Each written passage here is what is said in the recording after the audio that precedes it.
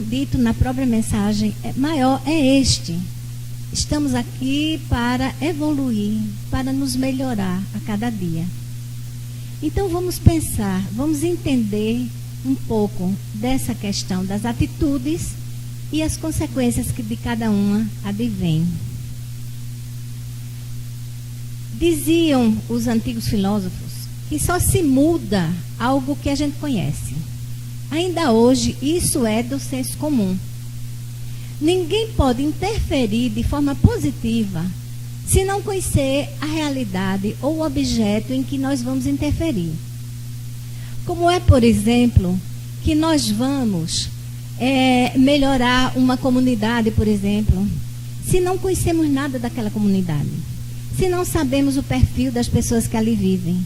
Então, pela boa lógica de qualquer planejamento elementar, é preciso antes conhecer, para então planejar e para, através da nossa intervenção, mudarmos qualquer que seja a realidade.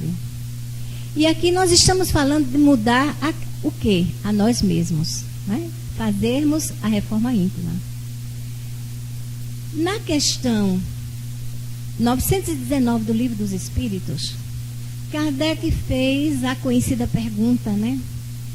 Qual é o meio prático mais eficaz que tem o homem de se melhorar nesta vida e de resistir ao arrastamento do mal? Ele perguntou aos espíritos que a ele orientavam. E a resposta foi a seguinte: um sábio na antiguidade vos disse: conhece-te a ti mesmo. O espírito se referia a Sócrates, que, vivendo antes de Cristo, de 470 a 399 antes de Cristo, já nos advertíamos sobre a necessidade de nos conhecermos. E aí, para nos conhecermos, vamos refletir um pouco. Eu peço até a permissão dos psicólogos aqui, dos especialistas em comportamento humano, que eu vou adentrar uma área que não é nem a minha. Mas a gente precisa refletir um pouco sobre o comportamento, como é que o nosso comportamento funciona. Então, vejamos, na base de todo o nosso comportamento está uma coisa que se chama visão de mundo. A forma como nós olhamos e entendemos o mundo. Essa visão, ela vai sendo construída a partir, desde a hora que a gente nasce. Até porque nós espíritas sabemos que nós trazemos memórias no inconsciente de toda a trajetória anterior já vivida. Então, essas experiências, elas vão contar também na formação da nossa visão. E somando-se a elas, vem a educação que recebemos em família. Desde pequenininhos, a mãe ensina que não deve botar na boca, que está sujo, que é assim, que se fizer algum comportamento inadvertido ali, vai cair, se cair vai se machucar. Então, nós vamos recebendo em casa essa formação, que se soma à formação que a gente vai receber na escola. Quando hoje, cada vez mais cedo, a criança é levada para a creche e vai aprender com os professores, com os coleguinhas, enfim, naquele meio escolar. Que se soma ainda com as influências do meio sociocultural onde vivemos. A nossa herança cultural, como é que a nossa sociedade se comporta, os valores que ela tem. Então, isso vai se somando para nós construirmos uma visão. E aí, a partir da visão, a gente adquire crenças, princípios e valores. É uma coisa lógica. Porque dependendo da maneira como eu olho para o mundo, entendo o mundo, eu vou acreditar em determinadas coisas, eu vou dar valor ou não a determinadas coisas. Para um ateu, por exemplo, não faz nenhum sentido, ele não vai nenhum valor perder um domingo, perder a praia do domingo para ir a uma igreja ou um culto evangélico ou vir ao centro. Fazer um seminário no domingo de manhã, como nos convidou Mabel. Para quem não crê, isso não tem valor. Então, os nossos valores eles estão intimamente ligados às nossas crenças. E eles juntos definem os princípios de ação. Como é que a gente vai se comportando nas diversas situações da vida, né? Então, o que é que forma os nossos valores e as nossas crenças e os nossos princípios? Aquele conjunto de coisas em que nós acreditamos. E que nos dizem inconscientemente, vejam bem que todo esse processo é bastante inconsciente, a gente não para pensar nesse caminho. Como é que devemos agir em tal ou qual situação? O que é adequado, o que não é adequado? O que eu tenho ou que eu não tenho, né? O que tem ou que não tem valor? Então, esses conjuntos de coisas vão definir, vão influenciar profundamente os nossos desejos e as nossas necessidades. Quem não tem uma visão de mundo, digamos, consumista, não vai dar valor a ficar comprando e acumulando coisas que não tem necessidade, por exemplo. Então, os nossos desejos, eles estão também determinados, muitos, por esse conjunto aí de crenças, de princípios e valores. Eu até lembro que, certo dia, nós temos uma netinha com 12 anos, e por ela, eu acho que pelas suas existências anteriores, uma garota muito simples e muito desprendida das coisas. Outro dia, o avô chamou, disse, vamos ao shopping.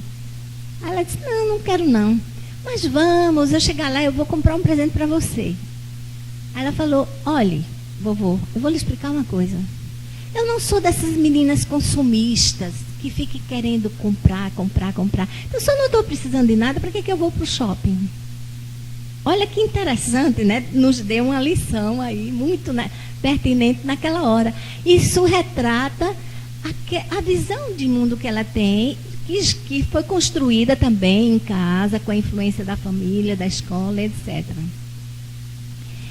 Então, o que vai definir esses valores nossos, esses desejos e necessidades, quando a gente se pergunta do que eu preciso, aí nessa hora os princípios, crenças e valores vão determinar. O que eu espero alcançar na vida? Né? Qual é o meu desejo? O que eu ambiciono? Então, tudo isso está muito ligado à raiz dessa questão, que é a visão de mundo que nós temos. A partir disso tudo, a gente, então, define atitudes. E que é uma coisa difícil de compreender, as atitudes. Mas eu vou tentar, assim, minimizar, resumidamente, o que as atitudes vão, não é, fazer conosco. É nessa hora de definir atitudes que a gente faz as nossas escolhas. Como é que eu vou agir diante de tal circunstância? Assim, eu tenho opções, então eu escolho agir de uma maneira ou de outra. E de que forma, então, eu vou agir, vai ser uma consequência dessas atitudes. Então, apressando aqui, o comportamento nosso é uma consequência de todo esse processo. Veja como é complexo. E é um processo, como disse, inconsciente na maior parte das vezes. Então, o comportamento, né, é como eu reajo às diversas situações da vida. As atitudes são normas. Uma atitude é uma norma de procedimento que leva a um determinado comportamento. Ela antecede o comportamento. É a concretização de uma intenção ou de um propósito. Então, a gente delibera na cabeça, quando a gente cobra de alguém, você precisa tomar uma atitude, não é? Essa criança está mandando em você e você não está reagindo. Toma uma atitude, solicitando que aquela pessoa se posicione. Então, as atitudes são invisíveis. Elas são posicionamentos que a gente faz na nossa mente. E faz parte da nossa estrutura de pensamento. Isso é muito importante. Já o comportamento, que a gente, porque nós vemos o comportamento, a gente centra mais nele, foca mais nele. São respostas externamente observáveis de uma pessoa a um dado estímulo. E são resultados operacionais da estrutura de pensamento. Simplificando, não é? Esse rapaz aqui, pela figura, a gente logo identifica que ele está com muita raiva. Ele está fumaçando. Só que, na realidade, ninguém fumaça. Então, se alguém sabe dissimular bem, pode estar morrendo de raiva e a gente não percebe. Se nós não formos um especialista em comportamento, a gente talvez não perceba a atitude de raiva que aquela pessoa está naquele momento. Os bons observadores conseguem, por reações faciais, pela linguagem corporal, identificar atitudes antes que a pessoa se comporte. Então, a raiva seria a atitude. No entanto, no primeiro balde, já que ele não pôde chutar o chefe, ele vai no primeiro balde e chuta o balde. Então, aí é a parte visível. A parte visível é o comportamento. Essa introdução foi muito importante para a gente entender, toda vez desconfigura, não sei porquê, que a atitude, ela faz parte da dimensão racional. As atitudes estão... Quando a mensagem de hoje, leiam em casa, vocês vão ver isso claramente. Enquanto que o comportamento, ele faz parte da dimensão afetiva. Por quê? Vamos ver isso. Pelo pensamento, a gente escolhe a atitude que vai tomar. Essa atitude é um atributo, portanto, da inteligência e que serve para a gente discernir e distinguir. Já o comportamento é a ação. É uma consequência da vontade. Eu sei que fumar faz mal à saúde. Eu discerni o bem do mal. Só que eu não consigo parar de fumar. Então eu estou com um comportamento incoerente com a minha atitude, o que ocorre muitas vezes, não é? Mas por quê? Porque a minha vontade é fraca. Então a vontade, ela é determinante do comportamento, enquanto que a atitude está vinculada ao pensamento. Quando a gente fala isso, essa introdução foi muito importante, porque nós estamos falando de atitudes e que para a gente fazer reforma íntima, temos que reformar atitudes. Então, falar de atitude é falar de pensamento. E a doutrina nos explica com clareza que os pensamentos não são exclusivamente nossos. Os pensamentos, o nosso pensamento atua, né, em sintonia, verdadeira antena, que nos conecta com os que vibram na mesma frequência nossa.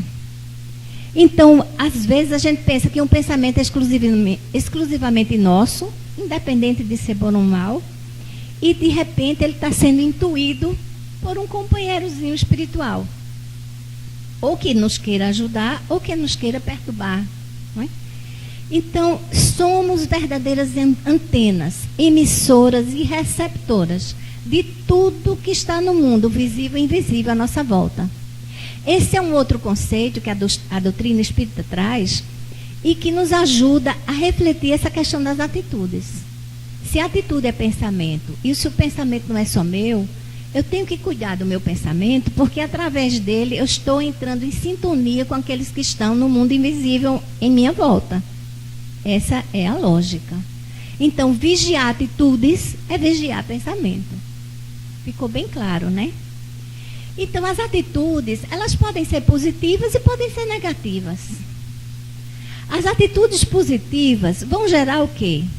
Bem-estar, alegria, paz de espírito, gratidão, amor, desejo de fazer o bem, que, aliás, quando a gente começa a fazer, parece que vira um vício bom. Outro dia eu estava com uma jovem conhecida e um funcionário dessa jovem chegou até ela para agradecer determinada atitude que ela tinha tomado e algo que ela tinha feito. E ele foi muito sincero, dizendo: a senhora não imagina o quanto foi importante para mim isso que a senhora fez. E quando ele saiu, ela virou para mim e disse: mas não é, Verinha, veja só, foi tão gostoso ouvir isso que chega a dar vontade de fazer mais. Então, quando a gente faz o bem, é como se fosse também um vício positivo. Quanto mais bem a gente faz, mais se sente bem, mais deseja fazer o bem.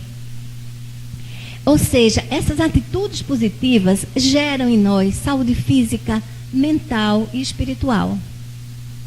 A consequência de tais atitudes é a harmonia e a aproximação da nossa destinação final, que é a perfeição, a perfectibilidade. Fomos criados para sermos perfeitos, mas cedo ou mais tarde, um dia chegaremos a essa condição de espíritos perfeitos. Então, através das atitudes positivas, nós vamos nos aproximando desse estado de harmonia geral, de bem-estar, de aproximação e respeito às leis divinas. Por outro lado, as atitudes negativas vão gerar o quê? Desamor, dor, sofrimento, desajustes, mal-estar, tristeza, depressão, desejo de destruição. Quando muito presentes e intensas em nossa vida, essas atitudes permanecendo continuamente vão nos desgastando e nos levam a um desejo de destruição. Ah, meu Deus, tudo que eu queria era morrer, né? Então, começa com o desejo de destruição da família, do trabalho, dos outros e da vida, que é o grau mais extremo. Certa vez, recentemente, Reinaldo me falando de uma pesquisa que leu, ele disse que no mundo o suicídio é a segunda causa de mortalidade. Aqui no nosso planeta, não é isso? Que a cada 40 segundos, uma pessoa no mundo se suicida. O que está acontecendo com a humanidade? Está muito doente, né? Está muito nessa atitude, né? E isso não é de uma hora para o outro. Isso é algo que vai se acumulando. As consequências das atitudes negativas é a desarmonia. E a desarmonia nada mais é do que o afastamento das leis divinas. Afastamos-nos do Pai. Então é uma consequência natural que não é castigo de Deus. Porque sabemos que Deus não castiga. Mas é uma reação tão natural quanto pôr a mão no fogo e ela queimar. O fogo é mau, o fogo é raivoso. Não tem nada a ver, é uma lei natural. Se eu sei que o fogo queima e eu ponho a mão no fogo, eu vou me queimar. Então, se eu sei que as atitudes negativas vão me destruir, inevitavelmente, não é a vontade do Pai, inevitavelmente, por uma lei natural, eu me destruirei. Joana de Ângeles, ela é uma grande psicóloga, né?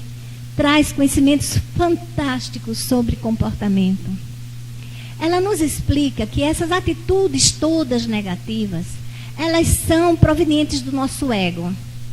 É porque nós estamos ainda num estágio evolutivo ainda tão atrasado, que aí a gente quer agradar a si mesmo, o próprio ego. Sou eu. Então, essas energias do ego, elas geram prazer, sim, mas são prazeres momentâneos, que acabam por exaurir o espírito. Isso é uma certeza. As energias egóicas, como ela chama, são demasiadamente grosseiras e acabam por desvitalizar, danificar o perispírito, que como formador do corpo físico, né, inevitavelmente vai afetar o corpo físico, gerando sofrimentos, doenças, tanto físicas como psicológicas. É uma lei natural. O espírito Hamed também é um dos que mais tem contribuído para a gente aprender a respeito de comportamento, de atitudes. Ele tem uma trilogia de livros, que foi no qual esse primeiro eu me baseei muito, eu bebi na fonte do livro para trazer alguns conceitos, que é As Dores da Alma. Mas ele também tem a obra Os Prazeres da Alma e Renovando Atitudes. Veja, bem próprio para aqueles que se interessarem pelo tema. São 3 livros, ótimos de ler, porque a leitura é dividida em capítulos curtos, que não precisa a gente ler de uma vez, mas ter na cabeceira para ir lendo paulatinamente e refletindo. No livro As Dores da Alma, o espírito Hamed, está aí ele fala detalhadamente, mas de uma forma simples, muito fácil de compreender, sobre as seguintes atitudes negativas. A crueldade. Ele fala também do orgulho, da irresponsabilidade, da crítica, da ilusão, do medo, da preocupação, do vício, da solidão, da culpa, da mágoa, do egoísmo, da baixa estima, da rigidez, da ansiedade, da perda, da insegurança, da repressão, da depressão e da dependência e da inveja. Vejam quantas atitudes, se a gente for mais fundo, vamos descobrir mais atitudes que nós, seres humanos, desenvolvemos, adotamos inconscientemente e vamos levando a vida presos e naturalmente colhendo dores. Então, como ficava muito difícil desenvolver em tão poucos minutos uma fala sobre atitudes, eu tinha que partir de uma seleção. E aí eu fui me valer de quê? Da medicina oriental, que é uma medicina milenar, antiga, inquestionável já hoje aceita no Ocidente, que nos explica detalhadamente como é que as atitudes afetam a energia do corpo. Quando Vera fez a prece inicial aqui, nos pediu para fecharmos os olhos e respirarmos. Inspirar e expirar. Porque assim a gente estaria usufruindo o fluido vital que está à nossa disposição em toda parte. E nós temos isso como dádiva divina. A vida nos vem via a inspiração, a expiração e os chakras, né? Os canais que captam essa energia. E essas energias fluem no corpo. Eu, pessoalmente, me dedico um pouco a estudar a filosofia japonesa, que é um verdadeiro tratado de fisiologia da energia no corpo físico. Então, essa imagem que eu trouxe é do Jinshinjitsu, que não é arte marcial. É uma arte, uma fisiologia, uma psicologia, uma visão de mundo que aprofunda em detalhes o caminho da energia do corpo e o que as nossas atitudes fazem com a energia. Então, eu me ative a isso para poder ser mais concisa na palestra, né? Cada ponto vermelho desse que vocês encontram, a gente vê na figura, são locais aonde existe no caminho da energia verdadeiras represas. Quando a gente tem uma emoção muito forte, as represas trancam para que nós não percamos a energia toda de uma vez. E ao trancar, ela bloqueia o caminho da energia. Se a gente não cuida de desbloquear rápido, essa energia se transforma em doença. Aí vem os tumores, vem o transbordamento da energia, vem todo tipo de doença aí que nós vamos encontrar no nosso corpo físico. E o que nos diz essa filosofia japonesa?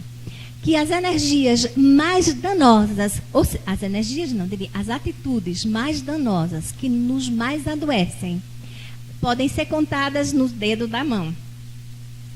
E eu vou comentar um pouco sobre cada uma delas.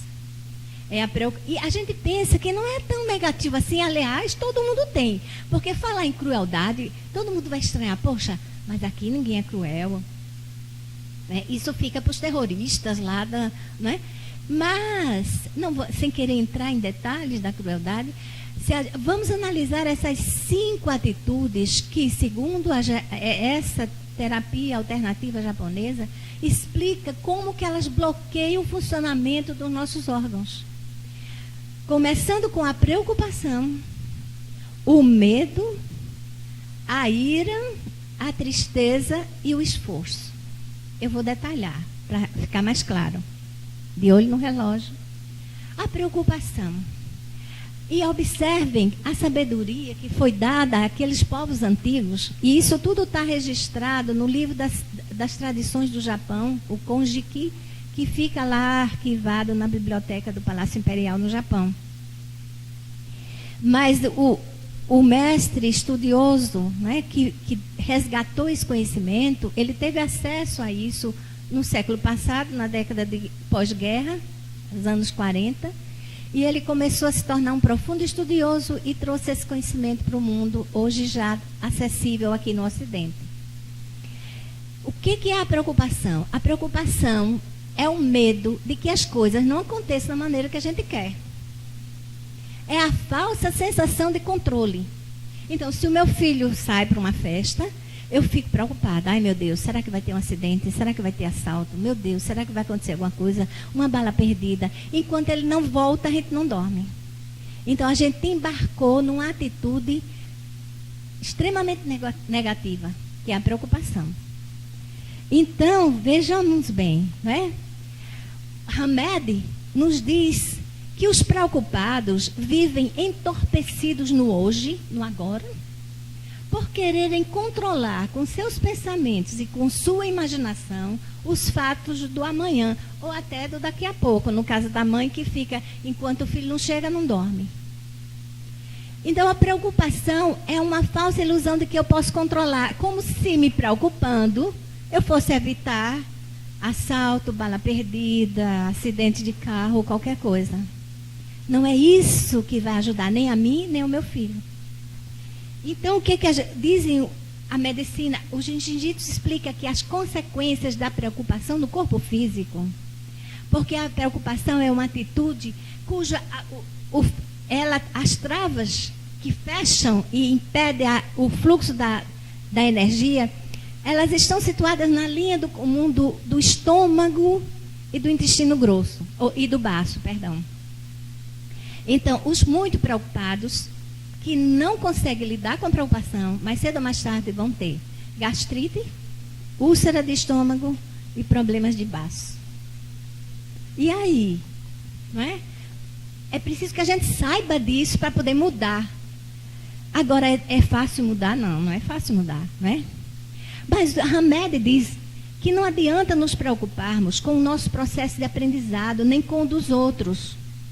Pois se alguém não está conseguindo caminhar convenientemente, por exemplo, se meu filho não está querendo estudar o tanto quanto eu acho que ele deve estudar, se ele não quer fazer aquela faculdade que eu acho que é a melhor para ele, não é? Se ele vai para a festa e não volta antes das 3 da manhã, que eu acho que é uma hora mais segura, é porque ele não tem ainda, ele ainda está em processo de aprendizagem, não está conseguindo caminhar convenientemente, porque lhe falta algo da maturidade, do conhecimento, ou mesmo as coisas que ele precisa ainda aprender. Mas a gente acha que se preocupando, a gente vai suprir com a nossa experiência a falta de experiência deles. Quando isso não acontece, cada um cresce a partir das suas próprias experiências. Sabe o que falta, então, para a gente controlar a preocupação? Falta a gente desenvolver mais fé em Deus. Gradual. Vem do mais intenso, da mais intensa emoção, que é o ódio, a ira, a raiva, a irritação e a revolta. Ela, não é, às vezes se camufla de orgulho ferido. Mas como é que fulano ousou fazer isso comigo? Ele vai ver, eu vou dar uma resposta. Esse tipo de irritação, esse tipo de... É fruto, sabe de quê? Do medo da perda do poder pessoal.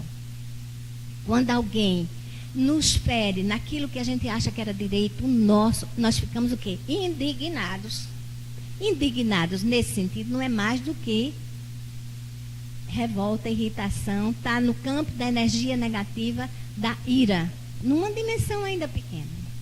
Então é preciso que a gente preste atenção, porque Joana de Ângeles nos adverte: quem guarda rancor coleciona lixo moral e, consequentemente, termina enfermado. Inevitavelmente, o rancor vai trazer o câncer de abdômen, por aí vai. Segundo o Jiu-Jitsu, o efeito direto da ira no corpo é o fígado e a vesícula. Tanto é que a sabedoria popular diz assim, não é? Vamos rir para desopilar o fígado. Porque quem ri, naturalmente, não está com raiva. Ou se estiver, acaba deixando para lá. Acaba, através de humor, transforma a raiva, não é, numa coisa mais leve. Ainda Hamed, ele diz que se a gente tem raiva, é porque nós não aceitamos o outro, nós não compreendemos ainda o estágio de evolução do outro. Porque cada ato de agressividade que ocorre no mundo tem como origem básica uma criatura que ainda não aprendeu a amar. Se olharmos com a visão da doutrina, nós vamos compreender a atitude do outro e não tomar para nós como raiva, não é? Que a raiva é uma consequência do egoísmo. Então nós não vamos tomar para nós aquele ato, porque se ele nos quis prejudicar, o problema é dele. Eu que vou deixar ou não que ele me prejudique, principalmente sabendo agora que a raiva vai acabar me danificando o meu fígado e o meu pâncreas. A quarta atitude é a tristeza, a mágoa e a depressão. Também está na base dela o medo. Mas que tipo de medo? O medo de perder aquilo e aqueles que nos são amados e caros. Então, quando a gente perde alguém, a gente fica extremamente triste. Quando alguém nos tira algo que a gente sabe que nos pertence, a gente fica extremamente magoado. E se nós alimentamos isso, inevitavelmente a gente cai na depressão. A depressão é a consequência do acúmulo de tristeza e de mágoa com a qual nós não soubemos lidar. E aí, não é? Marco Prisco traz um ensinamento muito lindo, dizendo que se estamos na Terra, né? A Terra se encontra sob camadas vibratórias perturbadoras, resultado das mentes em desalinho, das paixões desgovernadas, né? Então, a sua psicosfera se encontra tóxica. É natural que a gente seja contaminado por esse sentimento. Quem vê as cenas ocorridas lá no Bataclan, sexta-feira passada, né? Sexta-feira 13, muitas pessoas choraram. É natural que a gente tenha tristeza quando a gente vê esse tipo de desarmonia no mundo.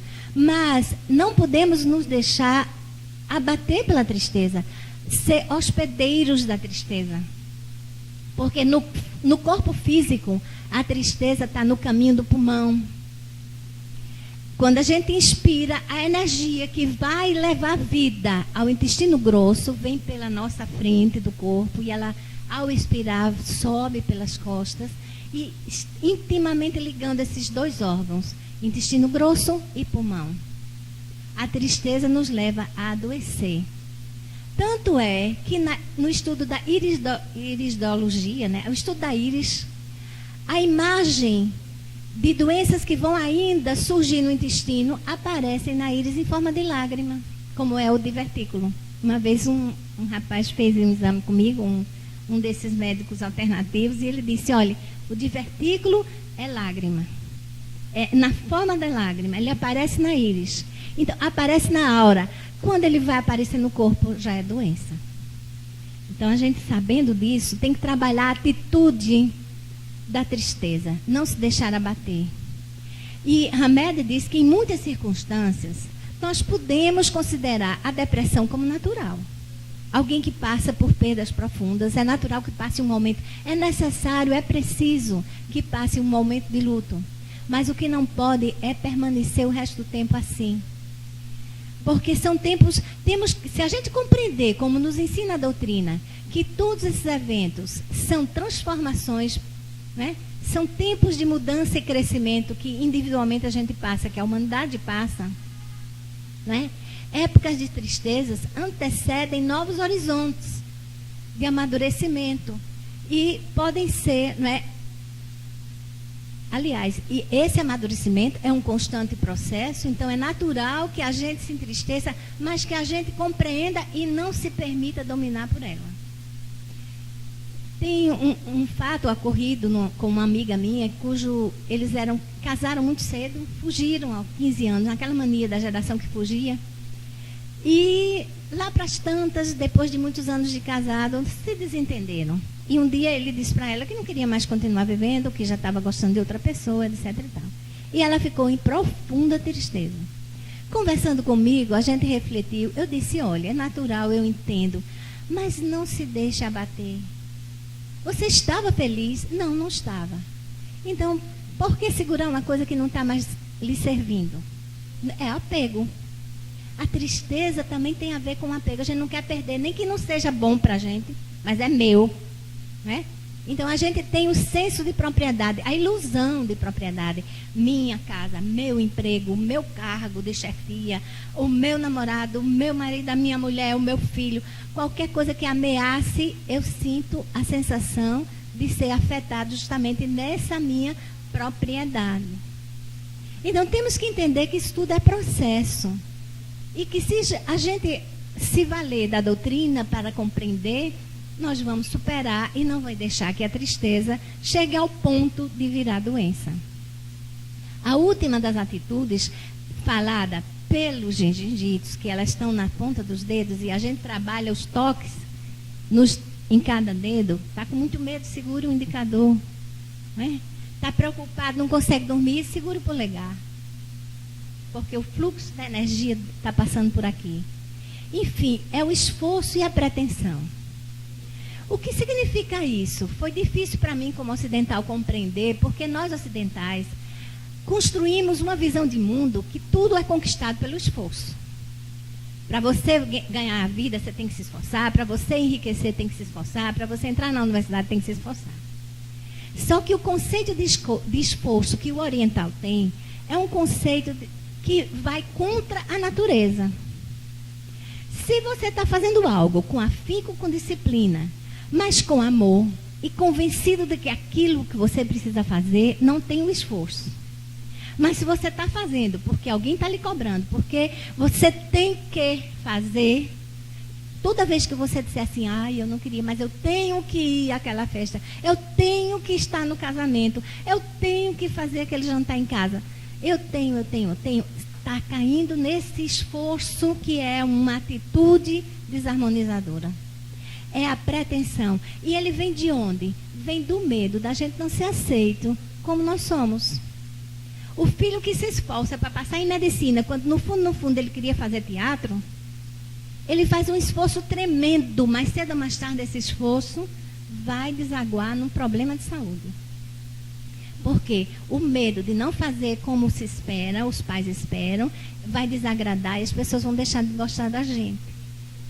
Então, é tão interessante como a filosofia tradicional, a sabedoria ancestral do Oriente tem eco, né? Ela é respaldada pela doutrina espírita. Porque, vejam, não é? Hamed explica que por medo de sermos vistos como somos, a gente quer estar relaxado, vestir aquilo que cai bem, que a gente gosta. Não, mas a moda diz que eu tenho que usar essa roupa, não é? A moda, né? As minhas amigas chegam, as garotas, né? Se não chegar na faculdade com aquela bolsa de grife, vai ser objeto de bullying, vai sofrer bullying.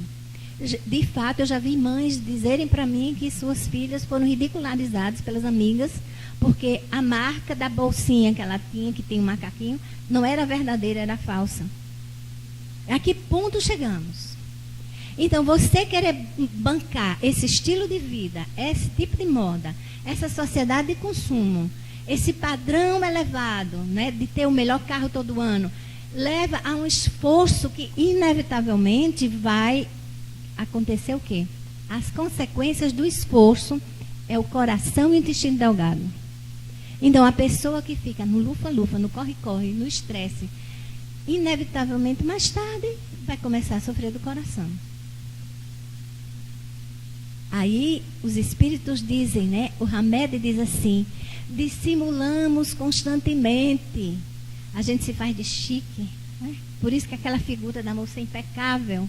Dissimulamos constantemente, fazemos pose e forçamos os outros a nos aceitar. Quanto mais tempo passa a permanecer nessa atitude íntima, mais a insegurança se avoluma, chegando a alcançar tamanha proporção que um dia passará a nos ameaçar. Então, essas 5 atitudes eu escolhi para a gente refletir. As demais vão no livro de Hamed, As Dores da Alma, e leiam paulatinamente, que a gente vai usufruir muito daquela leitura. Diz ainda Hamed que, como eu falei, todas essas atitudes, a preocupação, o medo, a ira, a tristeza e o esforço, são consequentes do medo. Medos em suas configurações diferentes, né? E ele diz, as sensações do medo sobrecarregam as energias dos chakras, do plexo solar, começa por aqui, do plexo solar, é esse? Ou é esse? E do cardíaco, plexo solar e cardíaco. Então, quase sempre dá uma impressão de vácuo no estômago, um desconforto nas batidas do coração. O que está lá na medicina alternativa afeta o coração. Então, sabendo, não é? Sabendo, então, o que fazer? O que a gente vai fazer para não se deixar levar por essas atitudes desarmonizadoras? É compreender, reler refletir e aceitar o que a doutrina ensina. Que as nossas experiências da vida não acontecem ao acaso. O planejamento divino nada faz sem um desígnio proveitoso. Tudo tem sua razão de ser. Por mais que a gente não entenda no momento, se a gente desenvolver a fé, vai começar a aceitar e na aceitação a gente começa a harmonizar a atitude. Eu posso falar até de cátedra, porque algumas dessas eu já vivi intensamente. Então, medo, eu vivi um dia só, de tanto medo, que depois que passou, isso, deixa eu explicar para não atiçar a curiosidade de vocês. Foi na véspera de uma grande cirurgia que eu tinha que fazer. E alguém chegou para mim e disse, eu tenho uma mensagem para lhe passar. Os espíritos amigos estão dizendo que você vai passar momentos muito difíceis. Mas fique tranquila, porque você será muito bem assistida. Olha o que é ser humano. Eu esqueci a última parte, a última mensagem, e fiquei na primeira. Vai passar por um momento difícil. Ai, meu Deus, o que é que vai acontecer? Será que eu vou morrer? Será que vai dar errado? Será que vai isso? Será que é aquilo? Gente, essa é a pior sensação que pode haver. Foi preciso me sacudirem mesmo em casa. Acorde, o que é isso? Cadê a fé? Cadê tudo aquilo que você viu? Tudo aquilo que você sabe? Você não é mais a Vera que a gente conhece? Ai, meu Deus, esqueci de rezar. Vou rezar. Né? Então, depois veio a calma. Parece que quando a gente reza, realmente, parece não, nós somos atendidos. A partir daquele dia, eu enfrentei momentos difíceis, porque a cirurgia descobriu o câncer de pulmão. Então, foi difícil. Mas nunca me desesperei. Nunca me preocupei. É ação divina. Mas porque eu busquei a fé. Eu busquei amparo naquilo que, desde pequena, a minha visão de mundo me deu. Aí eu descobri uma lição que eu tirei para a minha vida. O medo é pior do que qualquer das piores verdades. Porque o medo não tem limite. Você cai na imaginação e vai. Quando a verdade é aquela e pronto. É um câncer, tudo bem. Suas chances são grandes, são ótimas. Fique tranquila. Entende? Então vamos deixar o medo, vamos buscar a verdade, vamos desenvolver a fé, vamos, né? É por aí. Então, esse aqui, gente, é o mapa das emoções. Hoje a ciência evoluiu tanto que já pode fotografar aonde cada emoção está afetando o corpo. Aqui vocês não conseguem ler daí, naturalmente. Mas aqui está a raiva, o medo, o nojo, a felicidade, a tristeza, a surpresa, enfim, as emoções. Mas eu trouxe mesmo, foi a mensagem, que para repararmos essas atitudes indevidas e desarmonizadoras, é preciso saber lidar com as emoções. Primeiro ponto para lidar bem com as emoções é a gente não negá-las. Querer empurrar para debaixo do tapete não vai resolver. Eu dizer, não estou com medo não, eu vou me operar planando, seria um engano. Eu tenho que dizer, eu estou morrendo de medo, para poder encarar e buscar a saída. Advertimos, e são as palavras do Hamed, advertimos, porém, que não estamos sugerindo que as emoções devam controlar o comportamento. É como o Divaldo diz, que Reinaldo sempre me lembra a frase, o passarinho pode pousar na sua cabeça, você não pode deixar que ele faça ninho. Não é? Então, a gente reconhece a emoção, estou sentindo isso, estou sentindo raiva, estou triste, muito triste, sim, mas a gente não pode deixar que isso nos controle. Ao contrário, acreditamos que, se não permitirmos senti-las, não saberemos como tê-las sob nosso controle. Mas a boa notícia disso tudo, não é? É a seguinte, que já que a gente entende que atitude é pensamento e que comportamento é resultado de atitude, se a gente quer mudar comportamento, mude atitude. E isso é um importante para os pais. Eu sei que estou bem no limiar da hora. Porque os pais muitas vezes querem mudar o comportamento dos filhos através de prêmio e castigo. Se não estudar, se você tirar nota baixa, você não vai viajar, você não vai fazer isso, eu vou tirar o iPad, vou tirar o computador. Isso não é investir em valores. Isso é tentar adestrar o filho como se ele fosse um cãozinho. Se fizer uma coisinha certa, ganha um prêmio. Se fizer errado, vai de castigo. Então, temos que investir em nós mesmos e naqueles que estão à nossa volta, na revisão dos valores e das crenças. Quando a gente consegue embutir crenças e princípios e valores, que é o que mais temos à nossa disposição através da doutrina. Quando a gente consegue transferir isso através do diálogo, da reflexão, da discussão, em casa, no Evangelho, a gente vai consolidando, então podemos ficar tranquilo que nós não mais seremos escravos dessas emoções.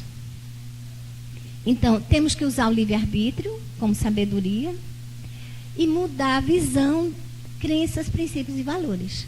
Não é fácil, é um processo. Daí que a gente tem uma vida inteira para nos reformar. E, se necessário, mais uma. Não é? Algumas pessoas conseguem rever isso rápido, quer ver talvez, às vezes, um acidente, um caso muito profundo, faz com que a pessoa reveja todos os seus valores e redirecione a vida.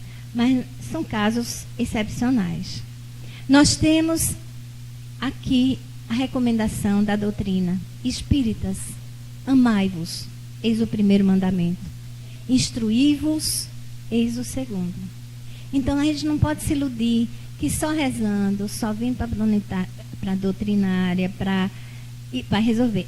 Tudo isso é muito importante. Mas temos que nos instruir também. E quais são as estratégias de mudança que a doutrina nos disponibiliza? São maravilhosas. Agradecer sempre, qualquer que seja a circunstância, compreendendo que mesmo aquelas que nos são desagradáveis são transitórias.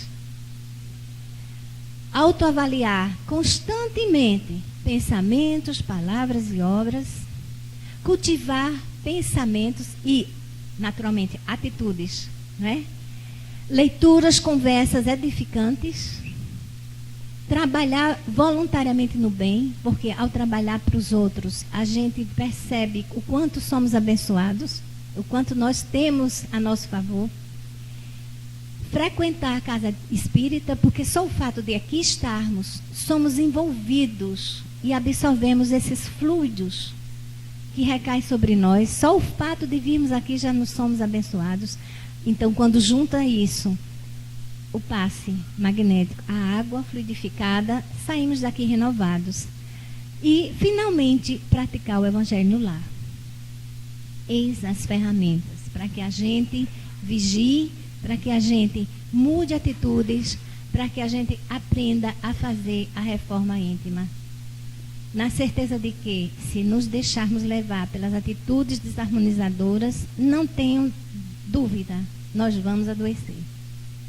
Então, vamos pensar sobre isso. Muito obrigada.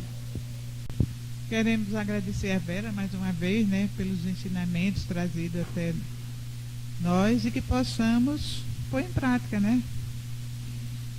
E antes da prece final, vamos pedir aqui a nossa irmã Vera, que vai dar aqui um aviso. É sobre a 7ª Bienal Internacional do Livro de Alagoas. Começa nessa sexta-feira, dia 20, vai até o dia 29. E a nossa livraria Emmanuel vai se fazer presente e nós convidamos a todos para que compareçam.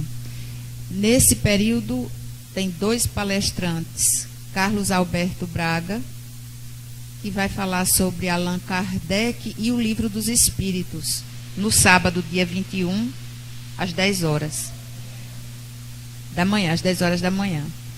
Yasmin Madeira, que vai falar sobre Vivências com Jesus, é o texto de um livro que ela escreveu, na sexta, 27 de novembro, às 14 horas. Vaninha diz que é imperdível. Aproveitem, né? O que é bom a gente vai lá e verifica. E é de graça. Então, vamos aproveitar, né? Porque esses 2 palestrantes são bem de fora e são muito bons. Vai ser no Centro de Convenções. Então estamos aí. Então vamos pedir ao nosso irmão Pedro que faça a prece final.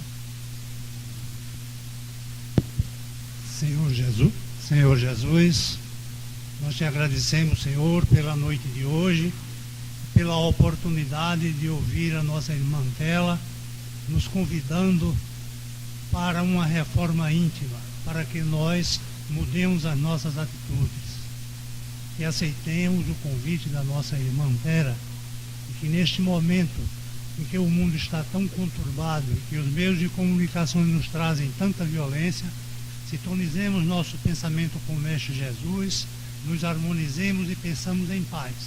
Uma vez que o pensamento é energia, podemos irradiá-los para o mundo, para o universo, contribuindo assim, de nossa parte, para harmonizar o mundo e o universo. Que assim seja.